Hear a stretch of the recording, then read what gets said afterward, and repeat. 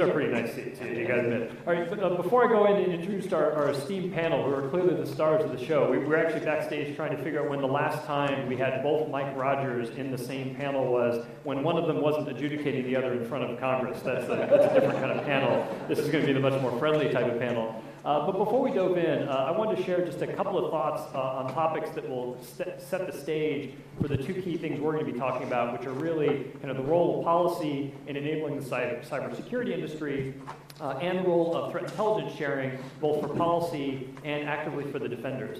And I think there's a clicker missing from the stage. I think one of the previous groups may have taken it out, so thank you. Someone backstage magically will advance the few slides that I have. It'll all just work. It's like cyber, it'll all just work sometimes.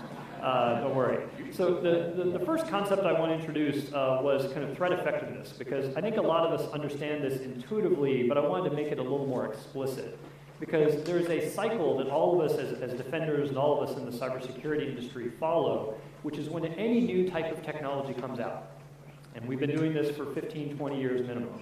It's highly effective at the very beginning because no one's using it. And because no one's using it, the adversaries don't have the commercial incentive to come up with the evasion and countermeasure techniques. The moment it starts to get deployed, the effectiveness tends to drop because countermeasures are developed, and then the technology providers come up with countermeasures to the evasion techniques, and the cat and mouse game continues, and we reach a plateau of effectiveness for that particular piece of technology. Now, this would be one thing if any given defender only had to worry about one piece of technology. But the next magical click, that's not the case, of course. We have quite a few technologies, and each technology has its own RAM. One more click. So if you think about what a defender is really doing, they've got this host of different technologies that each have their own, at their own point on the maturity spectrum. And one of the key things I think we have to bear in mind, especially across the public sector and the different divisions of the US government, is that between the challenges in rapidly acquiring technology, which we've talked about in several of the sessions already, and the challenges in keeping that technology current, it is all too easy for us to slip into the kind of trove of ineffective technology where we're actually spending money but not getting the benefits out of the technology we want. Right? And that's one of the bigger challenges I think that we as defenders and as partners in this pursuit have to go solve. So that's one concept. Second concept I wanted to lay out as a brief groundwork here is threat intelligence sharing and some of the different vehicles that are being used across the industry. And there's actually 4 different approaches. We do one more click. I'm really good at predicting this, actually. And if you look, this is certainly something from a policy standpoint that there's been quite a bit of activity on, especially in the last 18 months. But you can really look at threat intelligence that's happening in 4 different altitudes. You've got several government initiatives, both legislative and specific programs that are being pursued. You've got industry-level programs like the various ISACs, FSISAC probably the most well-known and the most active. But there's also cross-technology vendor and even kind of within an organization efforts on threat intelligence sharing. And folks may not be as familiar with the right-hand side of the chart, so I want to give a little bit of a primer there. So some of the cross-industry threat sharing are things like Cyber Threat Alliance. And if folks aren't familiar with that, that's actually a technology industry consortium that includes Intel Security, Palo Alto Networks, Symantec, a few other folks. And I'd say there's 2 really interesting things that we learned in the course of that effort. Because technology vendors have been sharing threat intelligence for as long as there have been technology vendors. But what we've learned in this particular effort is two things. Number one, we've pivoted from going and sharing huge troves of threat intelligence that it's almost impossible to actually action, all the way down to very specific samples that it's impossible to get enough traction on. And neither of those spectrums, neither of the ends of those spectrums was actually effective. So what we've done with the Cyber Threat Alliance is really to go focus on specific attack campaigns and put all the effort of the collecting participating companies towards those campaigns. And we figured out that by doing that, we found a sweet spot. We've been able to demonstrably impact and in fact shut down specific attack campaigns by taking that very focused approach. The other thing that we've learned as part of this is how to solve the free rider problem. Because the moment you're sharing threat intelligence, you kind of want everyone participating as an equal member of the community, and especially when you've got some organizations that have very broad threat intelligence campaigns, or treasure troves, if you will. Some organizations have much smaller sets of threat intelligence, but they're highly targeted and highly applicable to a given vector. So how do you make those different groups work well together? And what we've realized is you can actually have an earn-in model where you actually score the quality and the quantity of threat intelligence that each player is actually providing. And that way you keep everyone honest so that everyone is seeing value from everyone else in the consortium. And especially in a co-opetitive world, if I could use that term, that the technology vendors have, kind of overcoming that incentive is definitely a big issue. So, as I said, I don't want to steal time from our illustrious pair here because they're obviously the stars of the show, but I did want to level set with just a little bit of background on those two topics. You know, the challenge with threat effectiveness from an individual tool standpoint and with threat intelligence and kind of some of the mechanisms that we're using to share threat intelligence. So with that, let me hop into introductions, and neither of these two fine gentlemen actually need introductions, but because they're so accomplished, we're going to do it anyway, so they'll be polite enough to sit here and listen to a bit of it. And normally when you do introductions, by the way, you do them alphabetically, right, so that no one's feelings are hurt. They kind of threw me a wrinkle on that one, so I'm going to go by title. So I'll start with Admiral Rogers, you know, because between Admiral Rogers and Congressman Rogers, A trumps C, right? It's the best I can do here. That's all I've got, right? So for folks that don't know, if you think your day job is tough, Admiral Rogers probably has you trumped with dual duties. Both the chief of the NSA and the U.S. Cyber Command, you know, being a dual hat, started that in March 2014. Obviously, as you can tell from the many accolades on the uniform, a tremendous and storied career. Started as a flag, or most recently was a flag officer in 2007. Has also served as the Director for Intelligence for both the Joint Chiefs of Staff and the U.S. Pacific Command, and most recently as Commander of the U.S. Fleet Cyber Command and the U.S. 10th Fleet before taking his current responsibilities. And you know, speaking of education, aside from being a graduate of the Naval War College and the National War College, also an MIT Fellow and Harvard Senior Executive in National Security alumnus. So tremendous accolades. Please join me in welcoming. Spent a lot of money as a taxpayer on a lot of money as a taxpayer. Please join me in welcoming Admiral Mike Rogers. And not to be outdone, Congressman Mike Rogers, former Congressman Mike Rogers, in addition to being a former member of the U.S. House, also served as an officer in the Army and was an FBI special agent for 6 years. So has been I think doing a number of things to help us. Obviously, most folks know him from being the chairman of the House Intelligence Committee for many years, leading, helping and oversee the overall $70 billion budget across the 17 different intelligence agencies. For folks that haven't followed what Mike has been doing since he left public service, you need to tune into CNN's Declassified, which is actually a great show that's been airing this summer. Rumor has it might have been successful enough to be picked up for a second year, so we can all look forward, I think, to seeing the next season. For folks that weren't watching, I think that actually starts to air in late spring and then kind of runs through summer, right, on Declassified. Now, that's not all he's doing, of course. He's actually staying engaged in quite a number of different areas, and those range from a commentating role that he's got on Something to Think About on Westwood One, and he's on the board of a number of cybersecurity companies, IronNet and MITRE, and is also advising Next Century Corporation and Trident Capital as well. So please join me in welcoming the other Mike Rogers. Thank you. Thanks. Yeah, let's throw more Mike Rogers. Yeah. Yes. Can't have enough Mike Rogers in national security. You can't. You really can't. I mean, this is a privilege for me because normally any meeting is a 2 Brian minimum. So, the fact that there's only 1 Brian and 2 Mike Rogers, it's a win. Now, we talked about a number of things that we could talk about, and I think we have a number of areas we can take this one. But to start out with on the policy side, policy is a really tricky one because the pace of the legislature and the pace of cybersecurity have never met, right? They're off by a number of orders of magnitude. And that means that it's really hard to regulate compliance. You really have to kind of try to drive incentives with policy. So is there anything that we've learned from the process of the CISA and CISPA regulations and trying to get those and work those through the system that we should apply to what we're doing in a forward-facing kind of policy? And maybe, Mike, you could kick us off. Well, yeah, obviously. So there were a lot of things that we looked at when we were trying to do the first cyber sharing bill. I mean, how do we make it as short as possible? I think the first bill was 18 pages, right, which is nearly impossible to do in Congress. So we put an amendment in there of 400 pages just to make it look, serious.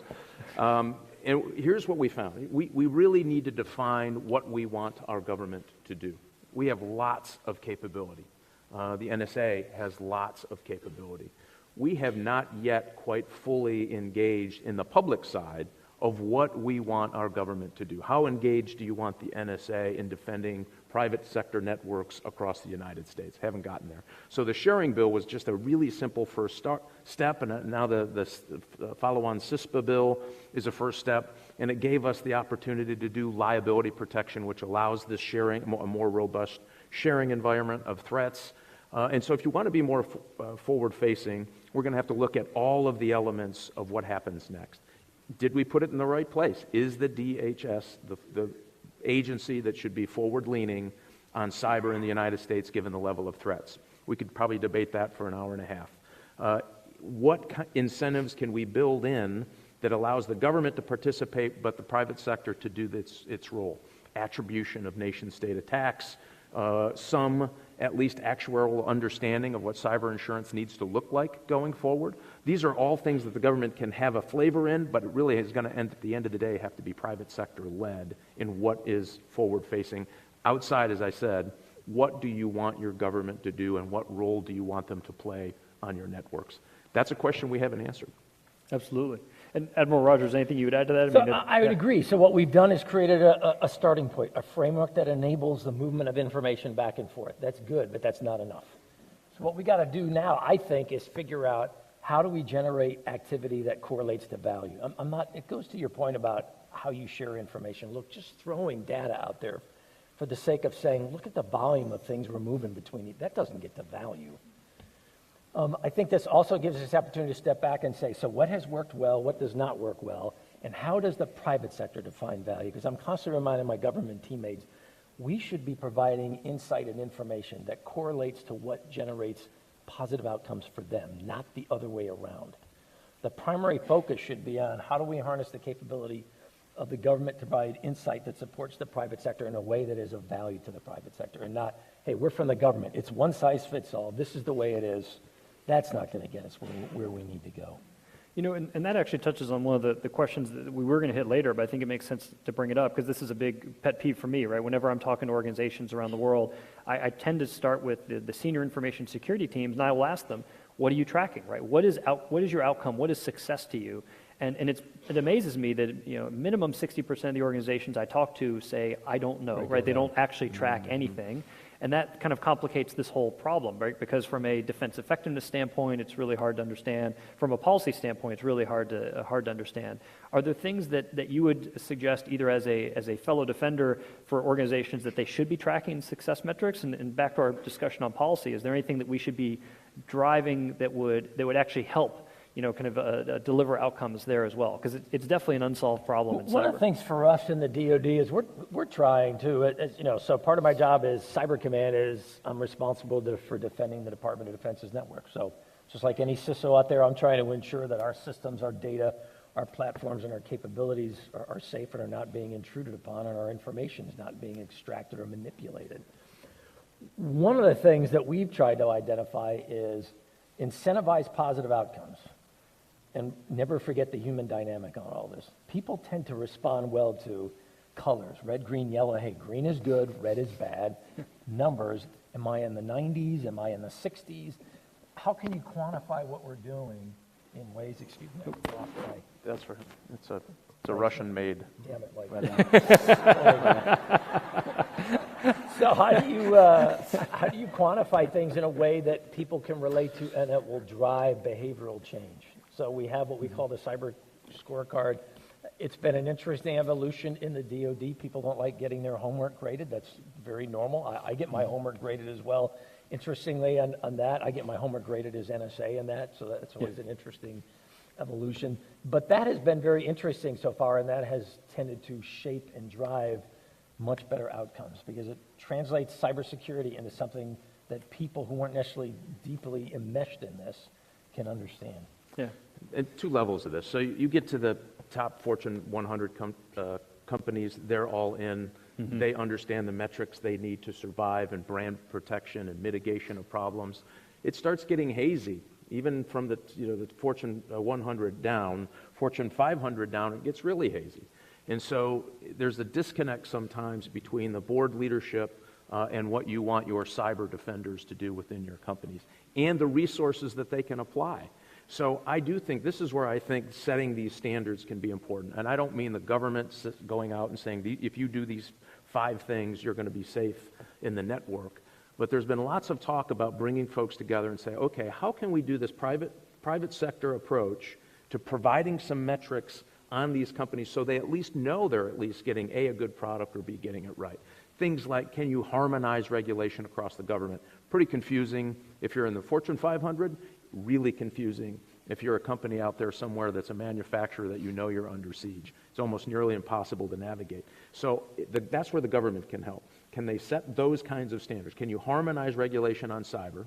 Can you find at least some measure of, if we're going to reinforce the insurance market in cyber insurance, by the way, it's just not a mature market yet. Mm-hmm. And so you're wildly varied in the product you're going to get, in the caps that they place on that insurance. Does it really work? And a lot of companies are taking it, saying, I'm safe and I'm covered. I don't have to spend any more money on cyber. All of that's wrong. So you have to use those kind of mechanisms to instill at least a notion of a framework of what a metrics could look like in a company that doesn't have massive resources to pour into cyber. Good news is there's lots of great companies coming out with great new technology.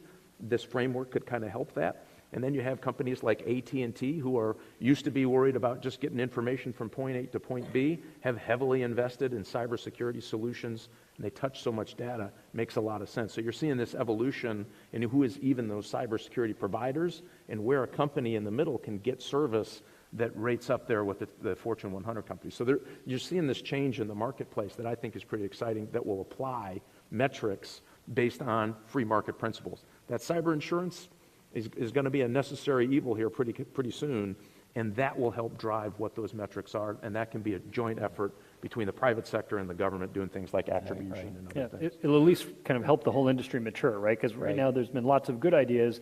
I think the NIST critical standards for critical cybersecurity infrastructure, I always mess up that acronym, did a great job of converting security to English. But then if we can, with things like cyber insurance, if we can put numbers behind it, I think it'll help everybody. I think it will too. Yeah. Now, one of the things you mentioned earlier, Mike, was that there's a key kind of policy consideration is, have we put the responsibilities in the right areas, right? And one thing that's kind of swirling around as a rumor is, should we split Cybercom from NSA?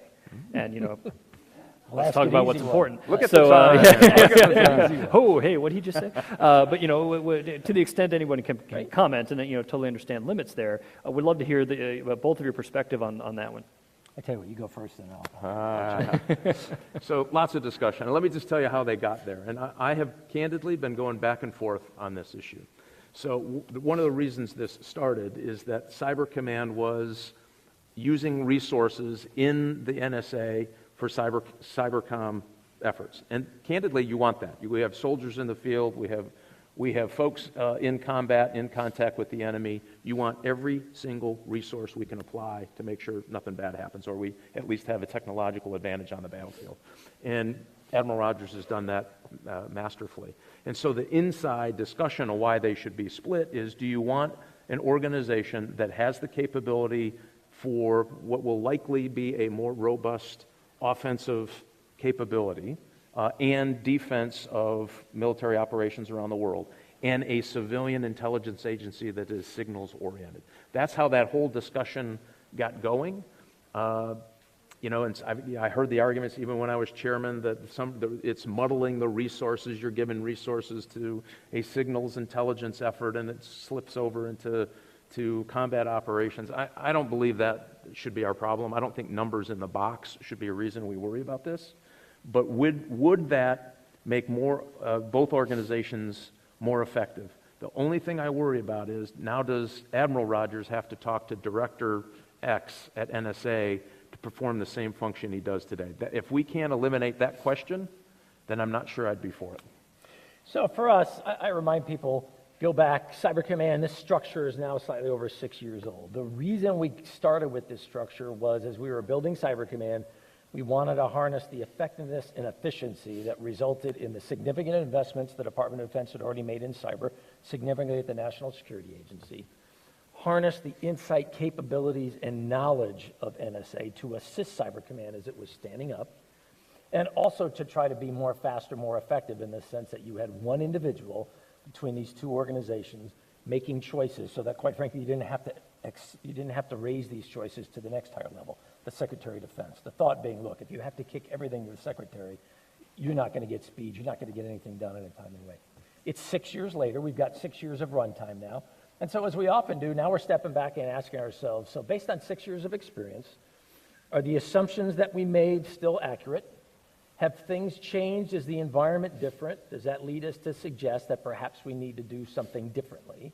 It's a sign of Cyber Command's maturation, I would argue, that we're even having this discussion now, which is a good thing for the nation, I would argue. My comment, my position has always been, look, I think it's the right thing to do in the long run. It's a reflection of the fact that Cyber Command, as it generates more capability, more capacity, as it's able to stand more and more on its own 2 feet. There are two slight differences in my role as an operation commander than as an intelligence leader. I'm the first to acknowledge that. I'm comfortable in my ability to straddle those two worlds, but I do acknowledge that they're different. The challenge in my mind is, what's the right time, what's the right process, so that we do it in a way that enables both organizations to fulfill their mission with minimal risk. And so we're working our way through that process. In the end, this is the decision that the President of the United States is going to make, and we'll see where that process takes us. Makes a ton of sense. And I know we're running out on time, but I think we wouldn't be doing the audience justice if we didn't touch on threat intelligence sharing in particular. It's a big topic for both of you. It's a big topic for everyone here that's a defender. And there's a lot of work underway, in particular to use DHS as a clearinghouse for threat intelligence. And that's got kind of pros and cons. And it's, I think, a good step on a process that that is, as we talked about, even on the technology vendor side, we've tried a bunch of different things. Some of them have worked, some of them haven't. Again, what gives you kind of hope and confidence that the DHS as a clearinghouse for threat intelligence across the government is going to be effective? And any cautions or any concerns that the two of you would highlight that we need to work through as we try to implement that? On this one, since you helped. Well, I might have a difference of opinion with you, which is why they put the flowers up here to block us. So one of the things that we did when we went through the original cyber sharing bill is we decided we were going to spend a lot of time, the committee, going out and interviewing companies and businesses who are in the business of trying to survive. Literally thousands of interviews. And candidly, and my DHS friends are not going to like to hear this, we did not get one example of someone saying, yes, I want to deal with DHS in this operation. And I don't mean that to degrade what they're doing. It just wasn't their specialty. It's not what they do. It wasn't what they had been doing, right? There's an agency that has 22 different agencies doing really 22 different missions. It's really a difficult place to get your arm around. So our biggest concern was, and candidly, a lot of the configuration was politically driven, not necessarily policy driven.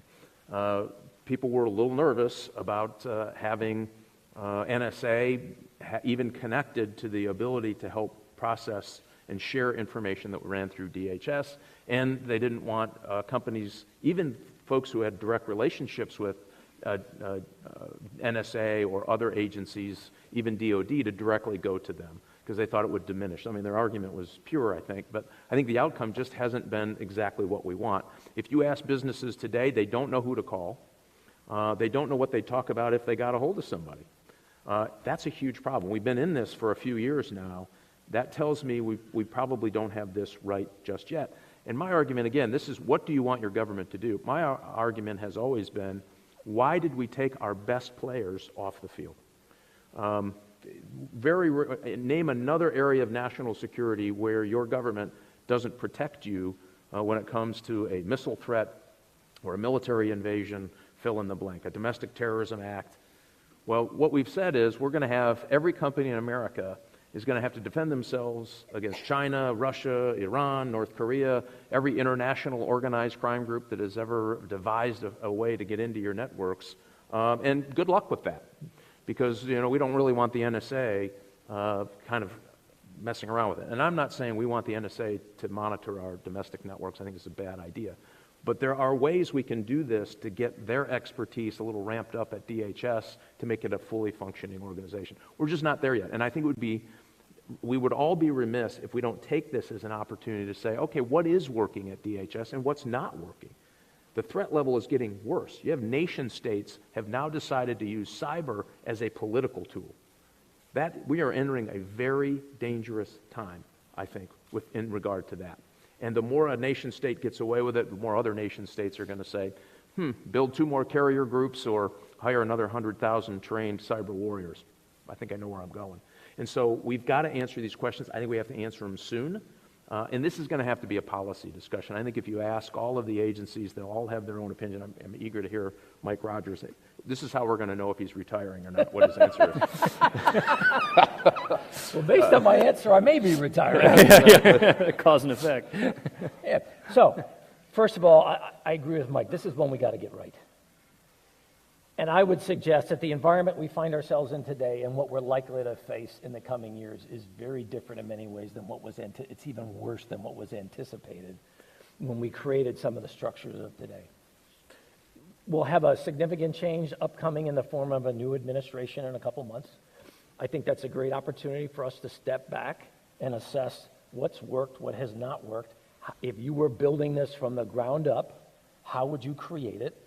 Because we don't want to be the prisoners of necessary decisions we've made in the past. What I mean by that is, given the changes we're seeing in the environment, I think what we really need to do is step back and ask ourselves, what's the optimal way to do this? Not, hey, do I start from automatically from where I am and that's what I have to go with? I think really this is an opportunity for us to step back, say if you were building it from the ground up, what would you do? And what are the best attributes that you're looking for?